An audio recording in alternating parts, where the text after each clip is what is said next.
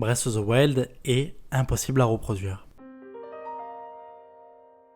Pas parce qu'il est techniquement parfait, ni parce qu'il a le plus grand open world jamais créé, mais parce qu'il a fait quelque chose que personne n'avait jamais vraiment osé. Il a supprimé les règles. Il a enlevé les balises et il vous a laissé seul. Aucun chemin imposé, aucun objectif obligatoire, même les quêtes sont facultatives. Vous pouvez courir vers le château et finir le jeu en moins de 1 heure, ou perdre des centaines d'heures de jeu à errer, à explorer, ou à simplement exister.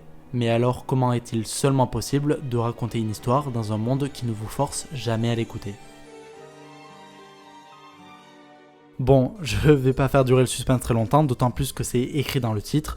Vous l'aurez compris, ici ça passe par la création d'une bande originale qui est à juste titre exceptionnelle et qui va sans effort induire inconsciemment aux joueurs des éléments de lore, et ça sans jamais vraiment être au centre de l'attention. Un peu comme un murmure qui vous suit tout au long de votre aventure. La BO, c'est pas la chose la plus flagrante quand on pense à Breath of the Wild. Elle se compose essentiellement de ballades, de sons ambiants et de traits arcades quand le jeu s'envole un peu, de quelques mélodies qui ont fait la renommée à la base de la série, avec des thèmes autrefois légendaires comme Overworld, qui, même à l'époque, était composé de manière à faire peser une menace sur Hyrule.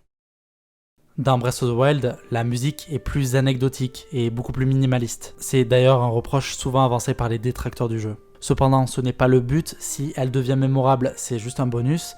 Le vrai objectif est de transmettre émotionnellement ses intentions aux joueurs. Des fois, c'est même la nature qui joue la partition. Le vent dans les arbres, le cri d'un oiseau, la pluie sur la pierre ou encore les sabots des chevaux sur la terre, ce sont des éléments sonores choisis minutieusement et agencés presque comme une musique vivante. Le jeu arrive subtilement à brouiller la frontière entre bruit ambiant et musique, tout en nous poussant à écouter d'une autre manière.